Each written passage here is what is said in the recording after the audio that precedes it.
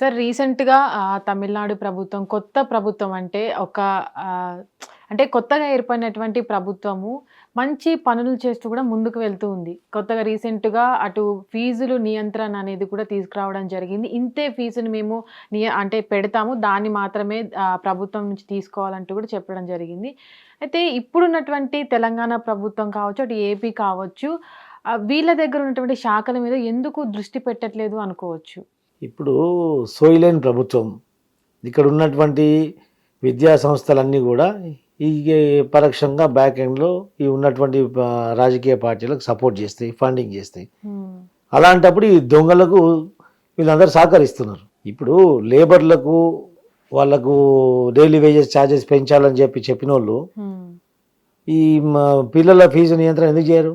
పిల్లల ఫీజు నియంత్రణ చేయడము, ప్రభుత్వ స్కూల్లో అంటే విద్యా వైద్యం అనేది ఫ్రీగా ఇస్తే అది దేశం ఆటోమేటిక్ డెవలప్ అవుతుంది. ఇప్పుడు చాలా డెవలప్డ్ కంట్రీస్ అన్ని కూడా విద్యా వైద్యం ఫ్రీగా ఇస్తున్నారు.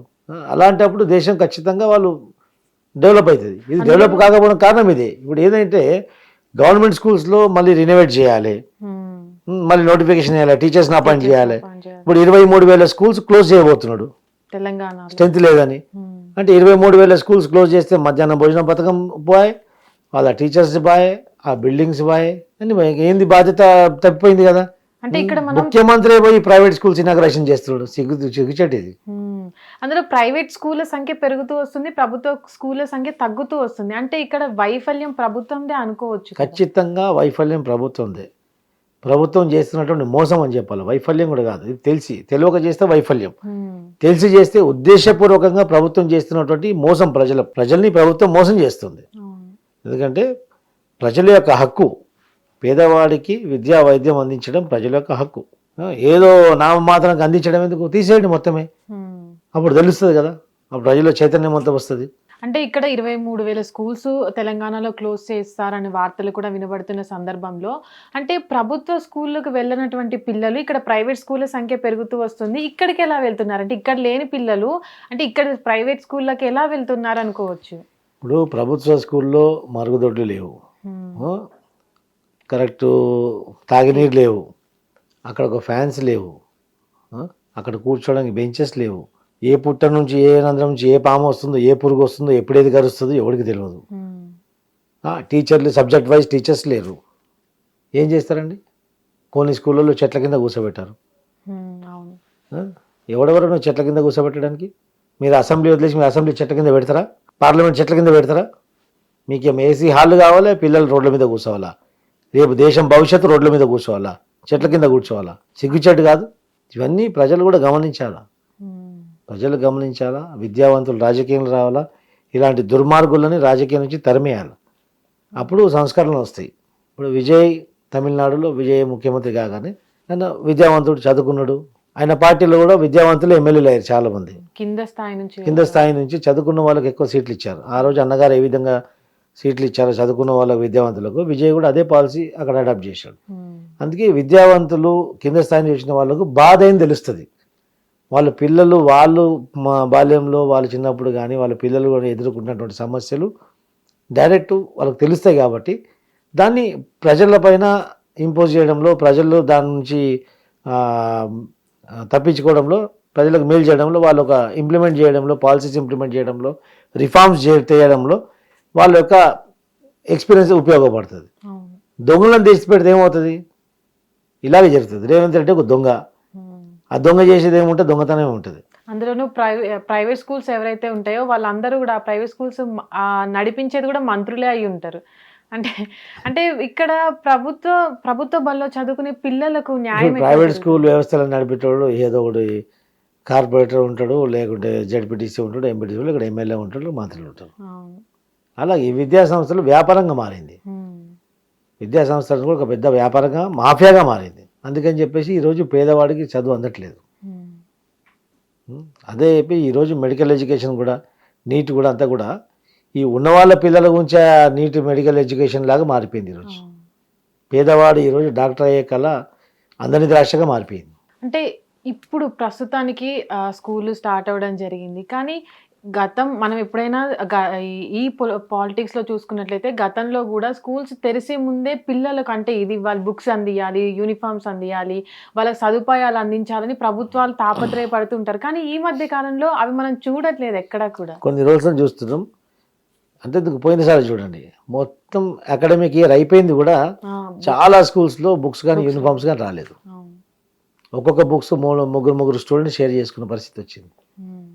ఇది ప్రభుత్వం వైఫల్యం, ప్రభుత్వం యొక్క దిక్కుమాల సిగ్గుమాల పని ఇది. అంటే మెయిన్ ఎందుకు ఇట్లా ప్రభుత్వాలన్నీ ఇంత వెనకడుగు వేస్తున్నాయి, ఎందుకు వీటిని ఇలా ముందుకు తీసుకెళ్తున్నాయి అనుకోవచ్చు. ప్రజల్లో అడిగే దమ్ము లేకపోయింది. ప్రజల్లో ఈ యొక్క అధికారులను కానీ ఈ యొక్క ప్రజాప్రతినిధులు కానీ అడిగే ధైర్యం కోల్పోయారు. ఎందుకు ధైర్యం కోల్పోయారంటే తమ ఓటు తాము అమ్ముకున్నారు కాబట్టి, వాళ్ళ అడిగే ధైర్యం లేదు కాబట్టి, వాళ్ళు మేము ఓటు డబ్బులు పెట్టి కొన్నాం కాబట్టి మీరు మమ్మల్ని అడిగే అధికారం మీకు లేదని చెప్పేసి అమ్ముడు పోయే తత్వం ఈనుకుంటే కొనేద్దాము ఆడుకుంటుంది. దీని మధ్యలో రేపు దేశ భవిష్యత్తు ప్రశ్నార్థకంగా మారుతుంది. కానీ సార్, మన ఓటుని మనం అమ్ముకున్నా ఒక ఎలక్షన్కి, కానీ మనం ఏదైతే ట్యాక్స్ కడతామో అదే ప్రభుత్వం మనకి తీసుకొచ్చి మనకు ఖర్చు పెడుతుంది. అంటే ఇక్కడ మనం అమ్ముడుపోయామన్న మాట కరెక్టే అంటారా? ఓటు అనేది ఎవరికి వేస్తాం మనం? ఒక నాయకుడిని ఎన్నుకోవడానికి. నాయకుడు అంటే ఎవరు? ప్రజాప్రతినిధి. అంటే ప్రజల ద్వారా మనం ఒక మనిషిని ఎన్నుకొని మన ద్వారా మనకున్నటువంటి సమస్యలు ఆ చట్టసభలో వినిపించాలని చెప్పి మనకు ప్రతినిధిగా పంపిస్తున్నాం. వాడు మన బాస్ కాదు, మనకు ప్రతినిధి, మన రిప్రజెంటేటివ్, మనకు సేవకుడు, ప్రజా సేవకుడే, పబ్లిక్ సర్వెంటే అతడు కూడా. మన ద్వారా అక్కడ ఎన్నుకొని పంపించినటువంటి వ్యక్తి. మనం ఏ వ్యక్తిని అయితే ఎన్నుకోవాలో ఆ సరైన వ్యక్తి అని మనం ఎన్నుకోవాలి కదా. ఆ తప్పుడు వ్యక్తి అక్కడ ఉండి నువ్వు డబ్బులు తీసుకుని అతనికి ఓట్లు వేసిన తర్వాత అక్కడ తప్పుడు మనిషే పోతాడు కదా. ఇలా తప్పుడు నిర్ణయాలు జరుగుతాయి కదా. ఫస్ట్ ఓటు అనేది ఒక ఆయుధం. ప్రజాస్వామ్యంలో ప్రజలకు ఉన్నటువంటి ఆయుధం ఓటు. సరిగా పరిపాలన చేయకుండా ప్రజాస్వామ్యాన్ని అపహాస్యం చేస్తే 5 సంవత్సరాల తర్వాత అతన్ని మార్చే అవకాశం ప్రజలకు ఉంటుంది. ఆ అవకాశాన్ని నువ్వు అమ్ముకున్న తర్వాత వాడు ఇంకా 5 సంవత్సరాలు అరాచకం చేసినా వాడికి అధికారం నీకు ఉండదు కదా. ఈ తప్పిదం ప్రజలదే. తల్లిదండ్రులు కూడా వాళ్ళ ఓటు నమ్ముకొని వాళ్ళ పిల్లల భవిష్యత్తుని కూడా అమ్మేస్తున్నారన్న భావన కూడా రావాలి. ఖచ్చితంగా ఈరోజు ఎన్టీఆర్ జాగృతి ద్వారా మేము ఒక పొలిటికల్ అవేర్నెస్ ప్రోగ్రామ్స్ కూడా యూనివర్సిటీలో కాలేజీలో పెట్టబోతున్నాం. ఒక స్లోగన్ కూడా తీసుకొస్తాం.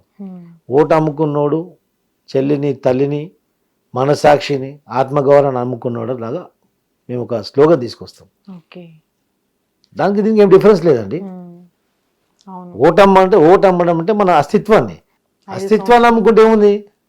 మన చెల్లినో తల్లినో మన ఇంకేదైనా అమ్ముకున్నాడు అంతే కదా.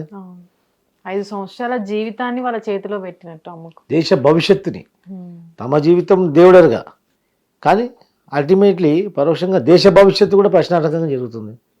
ఈరోజు చూడండి, సముద్రంలో నావలు కాలిపోయి బ్లాస్ట్ అయిపోయి చచ్చిపోతే ఎవరు అడగట్లేదు. అలాంటి నాయకులు ఎన్నుకొని పంపిస్తే ఇలాగే జరుగుతుంది. బీజేపీ ఏదైతే ఉంటుందో బీజేపీ కూడా ఎక్కువ యువతని ఆకర్షించుతుంది. అంటే ప్రశ్నించే వాళ్ళని ఎట్లా ఆకర్షించినట్టయితే వాళ్ళు మాట్లాడకపోవడం ఇక్కడ మెయిన్ రీజన్ అనుకోవచ్చు. యువతను ఆకర్షిస్తుందంటే యువతను ఎక్కడి వరకు ఆకర్షిస్తుంది? యువత భుజాల మీద జెండా మోసి జై శ్రీరామ్ అని తిరిగేంత వరకే ఆకర్షిస్తుంది. ఈరోజు ఒకసారి మీరు చూడండి, బీజేపీ కేంద్ర క్యాబినెట్లో ఎవడన్నా యువత ఉన్నాడా? అంతా నీ రీప్లేస్మెంట్ చేసుకున్న కుంటోళ్ళు గుడ్డోళ్ళు వాళ్ళే ఉన్నారు. ఎవరికన్నా అధికారం ఉందా ఏదైనా నిర్ణయం తీసుకోవడానికి? ఎవరికి లేదు కదా. యువతని ఉపయోగించుకుంటున్నారు. యువతకు అవకాశం కల్పించట్లేదు, రాజకీయ అవకాశం యువత కల్పించట్లేదు బీజేపీ కూడా. వాళ్ళని ఉపయోగించుకుంటున్నారు. ఉపయోగించుకొని మతోన్మాదుల్లో తయారు చేసి ఈరోజు మత విద్వేషాలు రెచ్చగొట్టి వాళ్ళ సొంత పబ్బం గడుపుకుంటున్నారు. అంతే తప్ప ఇంకా వేరే విషయం బీజేపీ కూడా చేసింది ఏం లేదు. హిట్ టీవీ యాప్, ఇందులో short news, live news, entertainment shows, movies, digital magazines తో పాటు మీ జిల్లా వార్తలను కూడా ఫ్రీగా చూడొచ్చు. ఇంకెందుకు ఆలస్యం, వెంటనే హిట్ టీవీ యాప్ ని డౌన్లోడ్ చేసుకుని ఫ్రీగా ఎంటర్టైన్మెంట్ పొందండి. Hit TV app. Hit TV app. Please download hit TV app. Hit TV app ని ఫ్రీగా డౌన్లోడ్ చేసుకుని ఎంజాయ్ చేయండి. మీకు నచ్చిన ఎంటర్టైన్మెంట్ కోసం హిట్ టీవీ యాప్ ని ఫ్రీగా డౌన్లోడ్ చేసుకుని ఎంజాయ్ చేయండి. హిట్ టీవీ యాప్ ని డౌన్లోడ్ చేసుకుని ఆస్వాదించండి, ఆశీర్వదించండి. ఇంతమంది సెలబ్రిటీలు హిట్ టీవీ యాప్ ని డౌన్లోడ్ చేసుకోండి అని చెప్తున్నారంటే ఎంత మంచి యాప్ ఆలోచించండి. అమెరికా అమెరికా అమెరికా అమెరికాలో చదవాలనుకునే వాళ్ళకి విశ్వసనీయమైన పేరు మన శౌర్య consultancy. UK Law 1 Year Masters. UK Law 1 Year Masters. 2 years work permit up to 5 years visa. Contact Saurya Consultancy. Contact 89851 89851.